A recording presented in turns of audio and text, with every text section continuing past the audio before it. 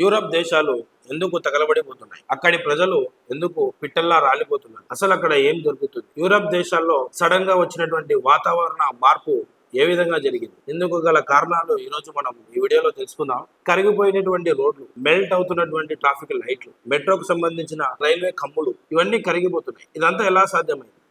ఎప్పుడు చల్లగా -డిగ్రీలో ఉన్నటువంటి వాతావరణం ఒక్కసారిగా 44, 43 డిగ్రీస్కి వచ్చేసరికి అక్కడి ప్రజలు ఉక్కిరి బిక్కిరి అవుతున్నారు. జనజీవనం స్తంభించిపోతుంది.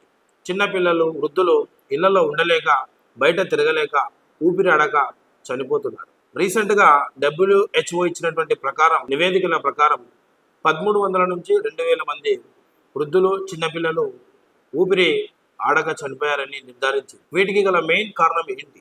అసలు యూరోప్లో ఏం జరుగుతుంది? వాతావరణం సడన్గా చేంజ్ కావడానికి పరిస్థితి ఏంటి అనేటువంటి విషయం మనం ఈరోజు తెలుసుకుందాం. యాక్చువల్గా యూరోప్ దేశాల్లో ఉన్నటువంటి కొన్ని నగరాలు కానీ, కొన్ని సిటీస్ కానీ ఎలా ఉంటాయంటే చాలా అందంగా, చల్లని ప్రదేశంలో, చల్లగా ఉన్నటువంటి కూల్ వాతావరణంలో ఉండేవి. అక్కడ నివసించే ప్రజలు కూడా ఆ వాతావరణానికి తగ్గట్టుగానే వారి వారి ఇల్లు కానీ, వారి వారి ఆఫీసెస్ కానీ, వారు వర్క్ చేసుకునే ప్లేసెస్ కానీ ఇన్సులేటెడ్ హౌసెస్గా, ఇన్సులేటెడ్ ఆఫీసెస్గా తీర్చుకునేవాడు. ఇన్సులేటెడ్ హౌసెస్, ఇన్సులేటెడ్ ఆఫీసెస్ అంటే మీకు అర్థమయ్యే విధంగా చెప్తా. ఇప్పుడు ఒక వైర్ ఉంటుంది, ఒక వైర్లో ఒక కాపర్ వైర్ అంటే ఒక మీడియం ఉంటుంది, కాపర్ తీగలు. ఆ తీగల్లో కరెంట్ పాస్ అయినప్పుడు వేడి వస్తుంది కదా, ఆ వేడి బయటికి రాకోకుండా వాళ్ళు పైన ప్లాస్టిక్తో చేసినటువంటి ఇన్సులిన్ తీగ ఉంటుంది. అంటే ఆ వేడి బయటికి రాకోకుండా, అంటే వీళ్ళు ఇండలో బయట -డిగ్రీలో ఉన్నటువంటి చలిని ఎక్కువ లోపలికి వచ్చేస్తే వీళ్ళు తట్టుకోలేక రక్తం గడ్డగట్టే అవకాశం ఉంటుంది. కాబట్టి యాక్చువల్గా ఇళ్లలో ఉన్నటువంటి వేడిని, వాళ్ళు కట్టుకున్న ఇళ్లలో ఉన్నటువంటి వేడిని బయటికి రాకోకుండా వాడు ఇన్సులేటెడ్ కోట్స్ వేసుకుంటారు. అంటే గోడలకు ఇన్సులేషన్ చేయించుకుంటారు అనమాట. ఆ విధంగా యాక్చువల్గా వాళ్ళు చలిని తట్టుకోలేక హౌసెస్ ఇన్సులేటెడ్గా పెట్టుకుంటారు. ఇలా ఇన్సులేటెడ్గా ఉన్నటువంటి హౌస్లలో చిన్నపిల్లలు, వృద్ధులు, మిగతా వాళ్ళు జీవనం సాగిస్తూ ఉంటారు. అయితే ఇప్పుడు సడన్గా ఏమవుతుందంటే యూరోప్లో సడన్గా ఒక హీట్ వేవ్ వచ్చింది. ఆ హీట్ వేవ్ కారణం వల్ల ఆల్రెడీ లోపల హీట్గా ఉన్నటువంటి ఇన్సులేటెడ్ ఇళ్లలో ఉన్నటువంటి హీట్కి తోడు బయట ఉన్నటువంటి వేడి, అది కూడా 40 డిగ్రీస్, 44 డిగ్రీస్, 41 డిగ్రీస్, ఇలా ఒక్క రోజు కాదు, 2 రోజులు కాదు, ఇలా ఒక వారాల తరపున అదే విధమైనటువంటి వేడి కంటిన్యూస్గా ఉండడం వల్ల ఆ వేడి అనేది ఇన్సులేటెడ్ హౌస్లోకి చొరబడి ఇంకా ఎక్కువ వేడి అయ్యి వాళ్ళ ఇంట్లో ఉండలేక ఉక్కిరిబిక్కిరి అయ్యి బయటకు వస్తే ఊపిరాడక చనిపోతున్నారు, పిట్టల్లా రాలిపోతున్నారు. అంటే మీరు అర్థం చేసుకోండి, ఇక్కడ సోషల్ మీడియాలో ఏమవుతుందంటే ఇండియాలో ఉన్నటువంటి వేడి యూరోప్లో ఉన్నటువంటి వేడికి కంపేర్ చేస్తున్నారు. అంటే ఇక్కడ భౌగోళిక పరిస్థితులు చాలా వేరండి. ఇప్పుడు ఎలా చెప్పాలంటే మీకు, యూరప్ దేశాలు యాక్చువల్గా -డిగ్రీలో ఎప్పుడు చల్లని ప్రదేశాల్లో మంచు కురుచుకుంటూ చల్లని వాతావరణంలో ఉంటుంది. మనకి ఎట్లా అంటే మనకు ఎండాకాలంలో ఫుల్ ఎండ ఉంటుంది, వానాకాలంలో ఫుల్ ఎండ ఉంటుంది, చలికాలంలో కూడా ఎండ ఉంది. ఇంకొకటి ఏంటంటే మనం మెంటల్గా ప్రిపేర్ అవుతాం. జనవరి అయిపోయింది, ఫిబ్రవరి, మార్చి వస్తుందంటే మన ఇళ్లలో కూలర్లు కొనుక్కోవడం, ఏసీలు బిగించుకోవడం, అంటే మనం ప్రిపేర్గా మన ఇళ్లలో గాలి పోవడానికి ఏదైనా ఒక ద్వారం ఓపెన్ చేయడం, ఒక కిటికీ పెట్టించుకోవడం, అంటే మనం ప్రీ ప్లాన్డ్గా ఇవి చేసుకుంటాం కాబట్టి మనం సేఫ్గా ఉంటాం. సరే, మనోళ్ళు 44 డిగ్రీలు ఉన్నా కూడా టీ తాగుతారు, ఎండలో ఉన్నటువంటి చలికాలంలో మజ్జిగ తాగుతారు. అంటే మనోళ్ళకు ఉన్నటువంటి ఇక్కడ ఉన్నటువంటి భౌగోళిక పరిస్థితులకు మన బాడీ శరీరానికి అలవాటు పడింది కాబట్టి ఇవన్నీ జరుగుతుంది. మరి అక్కడి వాతావరణానికి, అక్కడ అలవాటైనటువంటి జీవన విధానానికి ఒక కొత్త వాళ్ళకి సడన్గా వచ్చినటువంటి ఒక ఒక ప్రళయం మాదిరి, అంటే ఒక ప్రమాదం మాదిరి అనిపిస్తుంది వాళ్ళకి. ఎట్లా అంటే వాళ్ళకు యాక్చువల్గా ఇన్సులేటెడ్ కోటెడ్ ఇళ్లలో ఏసీలు బిగించుకోవడానికి, కూలర్లు బిగించుకోవడానికి ప్లేస్ ఉండదు. అసలు బిగించుకోవాల్సిన అవసరమే ఉండదు, ఎందుకంటే చల్లగా ఉంటుంది కాబట్టి. ఇంకోటి ఏంటంటే వాళ్ళు ప్రీ ప్లాన్డ్గా ఏమి ఉండరు కదా, ఈ హీట్ వేవ్ వస్తుందని వాళ్ళు ఏమి కలగలేదు. అంటే వాళ్ళు ఎట్లా ఉన్నారంటే అక్కడి ప్రదేశాలలో 8 నుంచి 10 నెలలు దాదాపుగా చలి ఉంటుంది. ఏదో ఒక 2 నెలలు మామూలు, అది కూడా ఎండ 20 డిగ్రీస్ 30 డిగ్రీస్ ఎండ మాత్రమే. కానీ ఇంత ఎండ ఎప్పుడు రాలేదు, ఎప్పుడు చూడలేదు. సరే, ఈ ఎండ రావడానికి గల కారణం ఏమిటి? ఎలా వచ్చింది ఈ ఎండ యూరోప్ దేశాల మీద ఎలా ఉంది అంటే అక్కడ శాస్త్రవేత్తలు ఏం చెప్తున్నారంటే ఈ యూరోప్ దేశాలకు కింద ఆఫ్రికా ఖండం ఉంది. ఆఫ్రికా ఖండం అంటేనే మనకు గుర్తొచ్చేది మొట్టమొదటిది ఏది? వరల్డ్ ఫేమస్ సహారా ఎడారి.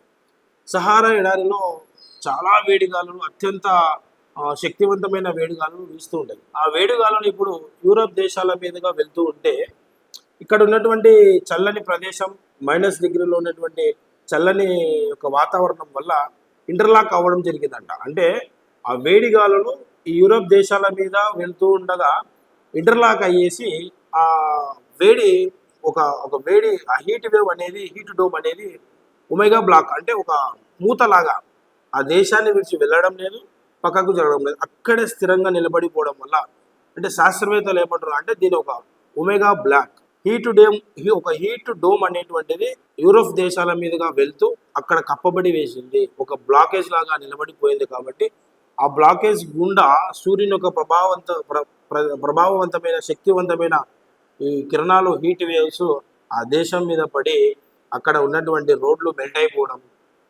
రైల్వే స్టేషన్లలో ఇనుప కమ్ములు మెల్ట్ అయిపోవడం, ట్రాఫిక్కి సంబంధించిన సిగ్నల్స్కి లైట్స్ మెల్ట్ అయిపోవడం, ప్రతి ఒక్కటి మెల్ట్ కావడం వల్ల అక్కడున్న ప్రజలు జనజీవనం అస్తవ్యస్తంగా తయారయ్యింది. జనజీవనం, పిల్లలు కానీ వృద్ధులు కానీ బతకలేక ఉక్కిరిబిక్కిరి అయిపోయి చనిపోతున్నారు అనేటువంటి పరిస్థితి ఏర్పడింది. సరే, ఇదిలా ఉంటే వీటి వల్ల ఆ యూరోప్ దేశాలకు ఆర్థిక నష్టం కూడా చాలా జరుగుతుంది. ఎలా అంటే మెయిన్గా యూరోప్ దేశాలు అంటేనే మనకు గుర్తొచ్చే దేశాలు ఏంటి? గుర్తొచ్చే నగరాలు రోమ్, స్విట్జర్లాండ్, లండన్, ఫ్రాన్స్. ఈ దేశాలు, ఈ నగరాలు, ఈ సిటీస్ పెద్ద పెద్ద ఫేమస్. ఏ దానికి ఫేమస్? పర్యాటక ప్రాంతంగా ఫేమస్. అంటే ప్రపంచవ్యాప్తంగా ఎంతోమంది టూరిస్టులు ఆయా నగరాలకు వెళ్ళి ఆహ్లాదకరమైన న్యాచురల్గా దాన్ని అనుభవించాలని చెప్పేసి ఎంతో దూరం నుంచి, వేరే దేశాల నుంచి కూడా ఆ నగరాలకు వచ్చి ఎంజాయ్ చేసి వెళ్తుంటారు. మరి ఈ పరిస్థితి ఉండడం వల్ల కొన్ని లక్షల టికెట్లు రావడానికి బుక్ అయినటువంటి టికెట్లు ఈ పరిస్థితి ఉండడం వల్ల రద్దు చేసుకున్నారు. అంటే ఆర్థికంగా కూడా యూరప్ దేశాల మీద దెబ్బపడింది. రోమ్ నగరం కానీ, ఫ్రాన్స్ నగరం కానీ 144 సెక్షన్ పెడితే ప్రజలు నిర్మానుష్యంగా ఏ విధంగా అయితే ఉంటారో వీధుల్లో ఆ విధంగా కనబడుతుంది అంట. అంటే ఆ దేశాల్లో జనావాసం బయటికి రోడ్ల మీద కూడా రాలేకపోతున్నారు. అంటే ఆ విధమైన హీట్ వేవ్ ఉంటుంది. మరి దీన్ని కంట్రోల్ చేయాలి అంటే ఎవరి వల్ల సాధ్యం? ఇది కంట్రోల్ చేయాలంటే గవర్నమెంట్లకు తలాపానం తోకకొస్తుంది. ఎలా కంట్రోల్ చేయాలనేటువంటి ఆలోచన ఇంతవరకు చేయలేకపోతున్నారు. WHO కూడా దీని మీద నివేదిక తయారు చేస్తుంది, కానీ దీన్ని ఎలా కంట్రోల్ చేయాలనేటువంటి అవకాశం లేకుండా పోయింది. చూశారుగా, ఇదంతా చూస్తుంటే మనకు ఒక విషయం క్లియర్గా అర్థమవుతుంది. అదేంటంటే ప్రకృతిని మనం లైట్ తీసుకుంటే ప్రకృతి మన మీద రివర్స్గా ప్రళయం సృష్టించే అవకాశం ఉంటుంది. అది ఎలా అంటే నదులను కాలుష్యం చేస్తూ, చెట్లని పెద్ద పెద్ద అడవులను నరికివేస్తూ పోతే, కలుషితం ప్లాస్టిక్ వాడకం ఎక్కువై గ్లోబల్ వార్మింగ్ పెరిగిపోతే ఇలాంటి అనర్థాలే మనం కూడా చూడాల్సి వస్తుంది. ఒకప్పుడు హీట్ కంట్రీస్ అని పిలుస్తున్న యూరోప్ దేశాలు, ఇండియాని హీట్ కంట్రీ అని పిలిచే యూరోప్ దేశాలే ఇప్పుడు వాటి మీదకే సీన్ రివర్స్ అయింది. అంటే మనం ఏం ఆలోచన చేయాలి అంటే ప్రకృతిని మనం లైట్ తీసుకోకుండా ప్రకృతిని కాపాడుకుంటే రేపు పొద్దున మనం కూడా బాగుంటాం, మన భవిష్యత్తు కూడా బాగుంటుంది. ఇలానే ప్రకృతిని మనం కలుషితం చేసుకుంటూ పర్యావరణానికి ముప్పు తెచ్చేటువంటి పనులు చేస్తూ ఉంటే మన దగ్గర ఉన్నటువంటి కాశ్మీర్, ఊటీ ఇలాంటి ప్రదేశాలు కూడా ఇట్లాంటి సీక్వెన్సెస్ ఫేస్ చేసేటువంటి అవకాశం ఉంటుంది. కావున యూరోప్లో సడన్గా జరిగినటువంటి వాతావరణ మార్పు మీద, యూరోప్లో ప్రస్తుతం ఉన్నటువంటి సిచ్యువేషన్స్ మీద మీ అభిప్రాయాన్ని కింద కామెంట్ సెక్షన్లో రాయండి. అదేవిధంగా ఈ వీడియో మీకు నచ్చినట్లయితే 10 మందికి షేర్ చేయండి, లైక్ చేయండి, సబ్స్క్రైబ్ చేయండి. Thank you for watching.